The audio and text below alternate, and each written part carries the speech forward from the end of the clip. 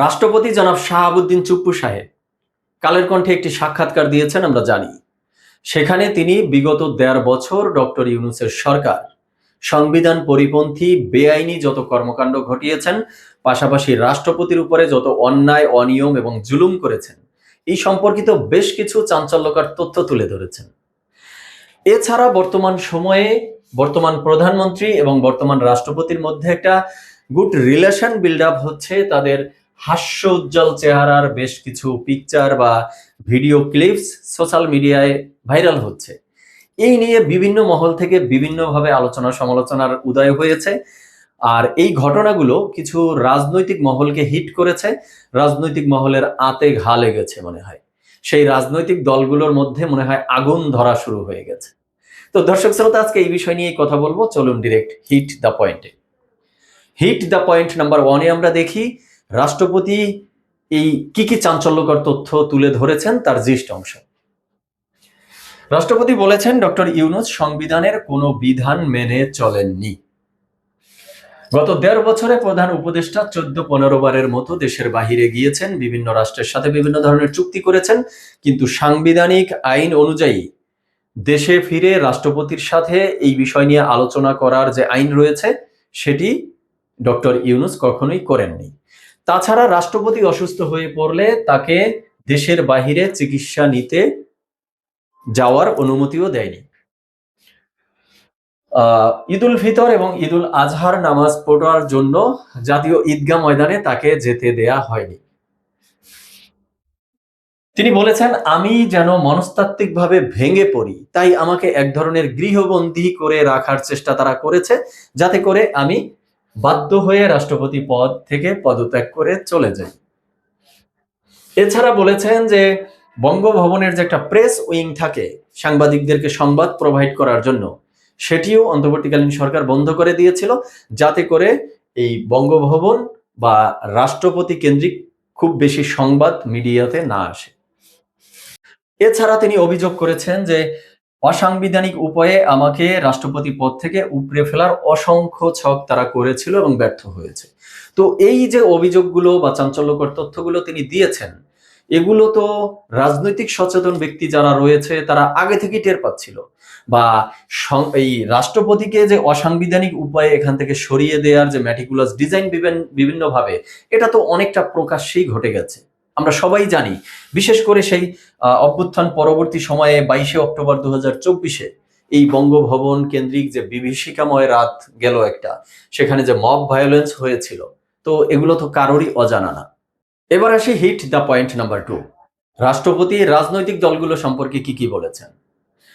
NCP সম্পর্কে বলেছেন, বঙ্গভবনে বিক্ষোভ চলাকালে নাহিদ ইসলাম আমাকে ফোনে বলেছিল ওরা আমাদের লোক না, কিন্তু আমরা প্রকাশ্যে দেখেছিলাম যে বঙ্গভবনের সামনে সেই রাতে যারা আন্দোলন করতে গিয়েছিল বা মব ভায়োলেন্স করতে গিয়েছিল, তার মূল হোতা ছিল নাহিদ ইসলামের লোকজন, তৎকালীন বৈষম্য বিরোধী ছাত্র আন্দোলন বা জাতীয় নাগরিক কমিটি। তখন পর্যন্ত তো এনসিপি গঠিত হয়েছিল না।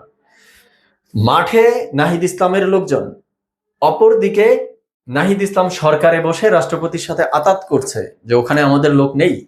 অথচ সেই নাহিদ ইসলাম এখন বলছে রাষ্ট্রপতিকে সংসদের প্রথম অধিবেশনে অভিশংসন করতে হবে, এরপরে গণহত্যার দায়ে তাকে গ্রেপ্তার করতে হবে। কিন্তু কেন নাহিদ ইসলামদের এই দাবি এখন নতুন করে কেন, সেই বিষয়ে আসবো। তার আগে আমরা দেখি জামাত ইসলাম কি বলেছে। সাক্ষাৎকারে গোপন বিষয় প্রকাশ করে রাষ্ট্রপতি শপথ ভেঙে ফেলেছে বলছে জামাত। তার মানে ডক্টর ইউনূসের সরকার এনসিপি জামাতের মদত নিয়ে সংবিধান পরিপন্থী কাজ করবে, বেআইনি কাজ করবে, আর সেই বিষয়ে রাষ্ট্রপতি কিছু বললেই তখন তার শপথ ভঙ্গ হয়ে যায়। এছাড়া জামাতের আমির সাহেব বলেছে যে 5 অগস্ট 2024-এর অনেক বিষয়ই রাষ্ট্রপতি চেপে গেছেন। অনেক কি বিষয় চেপে গেছে আমি জানি না, তবে দুটো বিষয়ে প্রকাশ হয়নি, প্রকাশ হলে ভালো হতো। একটা হলো শেখ হাসিনার পদত্যাগের বিষয়ে। এই রাষ্ট্রপতি শুরুতে একবার বলেছিল যে তিনি পদত্যাগপত্র পেয়েছেন বা এমন কিছু, কিন্তু পরে আবার বলেছিলেন যে তিনি পদত্যাগপত্র পাননি। এই বিষয়টা ক্লিয়ার হলে ভালো হতো। আরেকটা বিষয় হলো জামাত আমিরের এক্স হ্যান্ডেল যখন হ্যাক হওয়ার অভিযোগ তারা করেছিল, দাবি করেছিল, তখন বঙ্গভবনের একজন কর্মকর্তাকে আটক করে তার উপরে দায় দেয়া হয়েছিল। তো এই ঘটনাটা কতটুকু সত্য ছিল মিথ্যা ছিল এটাও রাষ্ট্রপতির এই বক্তব্যের মধ্য দিয়ে উঠে আসলে ভালো হতো। তো এবার আসি যে জামাতে ইসলাম যে বলছে যে রাষ্ট্রপতি শপথ ভঙ্গ করে ফেলেছে, তার মানে রাষ্ট্রপতির এখন আর ওই পদে থাকার রাইট নেই। তাছাড়া এনসিপি বলছে যে তাকে অভিশংসন করে গণহত্যার দায়ে গ্রেপ্তার করতে হবে। কিন্তু কেন? কারণ হলো এনসিপি জামাত এই রাজনৈতিক মহলে ভয় চেপে বসেছে। ভয়টা কি নিয়ে? ভয়টা হলো বর্তমান রাষ্ট্রপতির সাথে বর্তমান প্রধানমন্ত্রী জনাব তারেক রহমানের একটা সখ্যতা দেখা যাচ্ছে এবং গুঞ্জন উঠেছে যে রাষ্ট্রপতি সাহেব তার যে আরো 2 বছর মেয়াদ বাকি আছে, এই 2 বছর থেকে যেতে পারেন বা বিএনপি তাকে রেখে দিতে পারে রাষ্ট্রপতি পদে। এই জায়গায় জামাত এনসিপির মধ্যে ভয় ঢুকে গেছে। কারণ হলো আওয়ামী লীগ বিএনপির মধ্যে কোনো একটা যোগসূত্র স্থাপন করতে হলে যে সেতু বন্ধনটা দরকার, সেটা এই রাষ্ট্রপতির মধ্য দিয়ে হয়ে যেতে পারে। আওয়ামী লীগের বিরুদ্ধে যে রাজনৈতিক কার্যক্রমের নিষেধাজ্ঞা সেটি আনুষ্ঠানিকভাবে উঠে যেতে পারে। আওয়ামী লীগ সম্পূর্ণরূপে রাজনীতিতে ফিরে আসতে পারে। আর আওয়ামী লীগ বিএনপির মধ্যে যদি সেই প্রতিযোগিতার রাজনীতিটা ভালোভাবে গড়ে ওঠে, তাহলে মূল যে ঝুঁকি বা বিপদ সবকিছু রয়েছে জামাত এনসিপির জন্য। এনসিপির জন্য তো মাস্ট বিপদ সামনে অপেক্ষা করতেছে যদি এই ঘটনা ঘটে। সেজন্য এনসিপি চাচ্ছে যে একে গ্রেপ্তার করা হোক, রাষ্ট্রপতিকে গ্রেপ্তার করা হোক। আর জামাতও এক্ষেত্রে ঝুঁকিতে আছে, তবে জামাত তো আন্ডারগ্রাউন্ড পলিটিক্সে অভ্যস্ত, তারা হয়তোবা পার পেয়ে যেতে পারবে। কিন্তু এনসিপির পার পাওয়ার মনে হয় খুব বেশি সম্ভাবনা বা সুযোগ কিছুই নেই। এবার আসি last hit the point number 3। রাষ্ট্রপতি বিএনপি এবং সেনাবাহিনী সম্পর্কে কি বললেন? বিএনপি সম্পর্কে বলেছে যে আমি নির্দ্বিধায় বলতে পারি এই কঠিন সময়েও বিএনপির শীর্ষ নেতৃত্ব আমার পাশে ছিল। তারা তখনও সংবিধানের ধারাবাহিকতা অক্ষুণ্ণ রাখার বিষয়ে আমাকে স্পষ্টভাবে তাদের মতামত ব্যক্ত করেছেন। বিশেষ করে তারেক রহমান একজন আন্তরিকতাপূর্ণ মানুষ। হি ওয়াজ সো কার্ডিয়াল। আমার দুঃসময়ে বিএনপির সহযোগিতা শতভাগ ছিল। এছাড়া সেনাবাহিনী সম্পর্কে বলেছেন সেনাপ্রধানের ক্ষমতার কোনো মোহ ছিল না। সেনাবাহিনী বলেছিলেন এভাবেই কন্টিনিউ করে নির্বাচন পর্যন্ত যাওয়া যায় কিনা। 3 বাহিনীর প্রধানরা সামরিক শাসন বা জরুরি অবস্থা জারির সম্পূর্ণ বিরোধী ছিল। তার মানে এই বক্তব্যের মধ্য দিয়ে ক্লিয়ার যে বিএনপি যেমন চাচ্ছিল একটা নির্বাচন, তারা সেই শুরু থেকেই বলেছিল রাষ্ট্রপতিকে সরানো যাবে না, তাহলে একটা সাংবিধানিক শূন্যতা দেখা দিবে। এই যে সামরিক শাসন আসতে পারে বা জরুরি অবস্থা জারি হতে পারে বা অনাকাঙ্ক্ষিত একটা অনিশ্চয়তার মধ্যে দেশ চলে যেতে পারে। আর সেম পজিশনই তাহলে 3 বাহিনী, সেনাবাহিনী সহ 3 বাহিনীও ছিল, যার ফলে একটা নির্বাচন দিতে ডক্টর ইউনূসের সরকার বাধ্য হয়েছে এবং আমরা নির্বাচন পরবর্তী একটা গণতান্ত্রিক ধারায় এখন উপনীত হতে পেরেছি।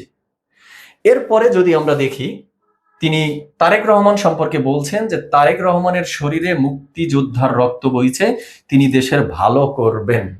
কিন্তু এটা কেন বললেন?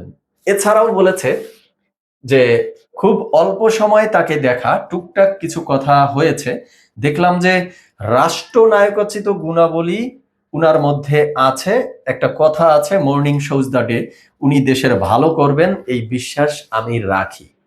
তো তারেক রহমানের কি মানে পারফেক্ট প্রশংসা করছে না অতিরিক্ত তৈলমর্ধন করতেছে? কোনটা? তেল দিচ্ছে না তো? যদিও তিনি বলেছেন আরো একটা বক্তব্য যে বিএনপি চাইলে আমি থেকে যাব, না চাইলে সসম্মানে চলে যাব। তার মানে তা রাষ্ট্রপতির যে মেয়াদ আরো 2 বছর আছে, এই 2 বছর তিনি রাষ্ট্রপতি পদে থেকে যেতে চাচ্ছে। এই জন্যই বিএনপির বা তারেক রহমানের এত ভূয়সী প্রশংসা করছে না তো? যদিও এর পূর্বে নির্বাচন পূর্ববর্তী সময় আমরা দেখেছিলাম যে তিনি বলেছিল রয়টার্সকে যে অপমান বোধ করছি, নির্বাচনের পরে আমি পদত্যাগ করব। কিন্তু এখন এসে বলতেছে যে বিএনপি চাইলে তিনি থাকবেন।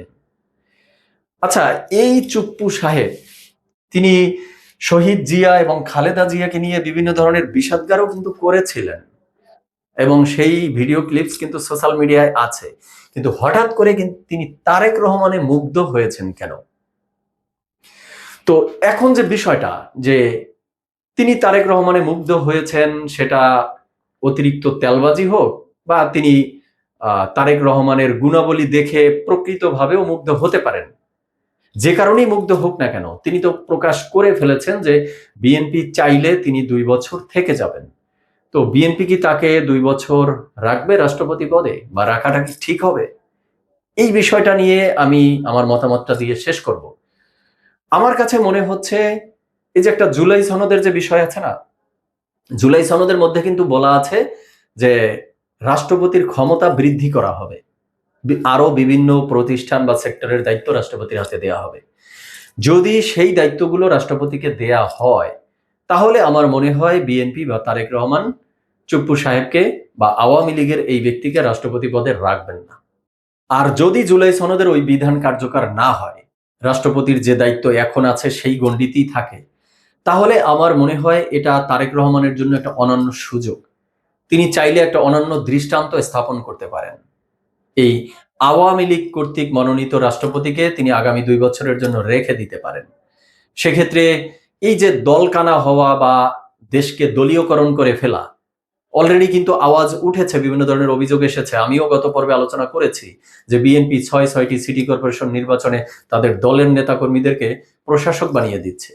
তো এই জায়গায় তাহলে তারেক রহমান একটা অনন্য দৃষ্টান্ত স্থাপন করতে পারবে যে আমরা ক্ষমতায় আসার পরেও অপর রাজনৈতিক দলের একজন রাষ্ট্রপতিকে আমরা ক্ষমতা থেকে সরাইনি, বরং রাষ্ট্রপতির মতো এত সর্বোচ্চ সাংবিধানিক পদে আমরা অন্য দল মতের ব্যক্তিকেও স্থান দিয়েছি।